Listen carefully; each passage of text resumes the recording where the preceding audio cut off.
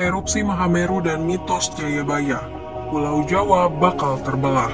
Gunung api Semeru mengalami erupsi pada dini hari tadi Minggu 4 Desember 2022.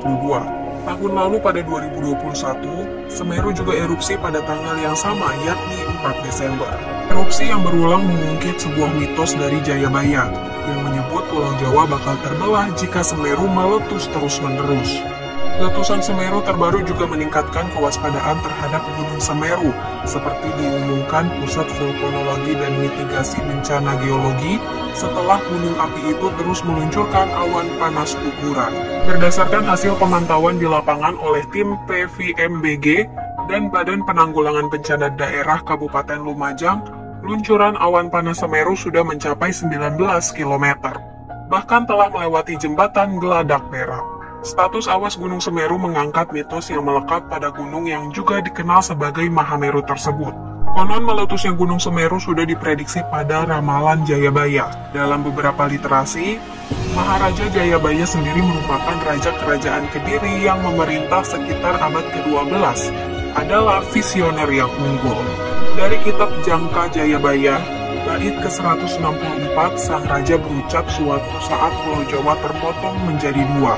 Hal itu diawali dengan berbagai bencana, salah satunya letusan gunung yang membuat masyarakat menderita. Ramalan itu juga dikaitkan dengan aktivitas vulkanik di Gunung Selamat, yang berada di 5 kabupaten di Jawa Tengah, yaitu Brebes, Banyumas, Purbalingga, Pemalang, dan Tegal. Bahkan mitos itu pun sampai saat ini masih diyakini warga sekitar lereng Gunung Selamat. Terlebih lagi, gunung dengan ketinggian 3.428 meter itu berada nyaris di tengah-tengah antara pantai utara dan selatan Jawa. Cerita ini sudah lama berkembang di warga Banyumas dan sekitarnya, yang dikaitkan dengan ramalan Jayabaya. Mereka meyakini mitos yang menyebutkan Pulau Jawa akan terbelah jika Gunung Selamat meletus. Siapa Jayabaya? Jayabaya adalah Raja Panjalu yang memerintah sekitar tahun 1135 hingga 1159, dengan nama gelar Abisekanya. Pemerintahan Prabu Jayabaya dianggap sebagai masa kejayaan Kerajaan Panjalu. Nama besar Jayabaya tercatat dalam ingatan masyarakat Jawa, sehingga namanya muncul dalam kesusastraan Jawa zaman Mataram Islam atau sesudahnya sebagai Prabu Jayabaya. Contoh naskah yang menyinggung tentang Jayabaya adalah Babat Tanah Jawi dan Serat Aji Pamasa. Dikisahkan Jayabaya adalah titisan Wisnu. Negaranya bernama Widarba yang beribu kota di Mamenang. Ayahnya bernama Gendrayana, putra Yudayana, putra Parikesit, putra Abimanyu, putra Arjuna dari keluarga Pandawa. Permaisuri Jayabaya bernama Dewi Sara, lahir dari Jaya Amijaya, Dewi Pramesti, Dewi Pramuni, dan Dewi Sasanti.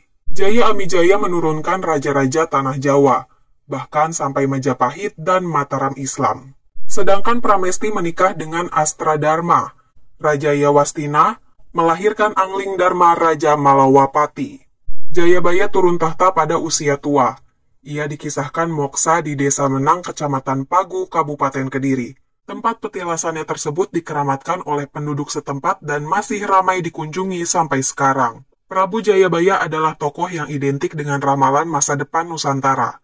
Terdapat beberapa naskah yang berisi ramalan Joyoboyo, antara lain Serat Pranitiwakya dan lain sebagainya. Dikisahkan dalam Jayabaya terdapat gambaran tentang keadaan Pulau Jawa sejak zaman diisi oleh Aji Saka sampai datangnya hari kiamat.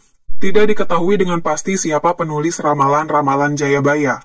Sudah menjadi kebiasaan masyarakat saat itu untuk mematuhi ucapan tokoh besar. Maka si penulis naskah pun mengatakan kalau ramalannya adalah ucapan langsung Prabu Jayabaya, seorang raja besar dari Kediri. Tokoh pujangga besar yang juga ahli ramalan Surakarta bernama Rangga Warsita, sering disebut sebagai penulis naskah-naskah ramalan Jayabaya. Akan tetapi Rangga Warsita biasa menyisipkan namanya dalam naskah-naskah tulisannya, sedangkan naskah-naskah ramalan Jayabaya pada umumnya bersifat anonim.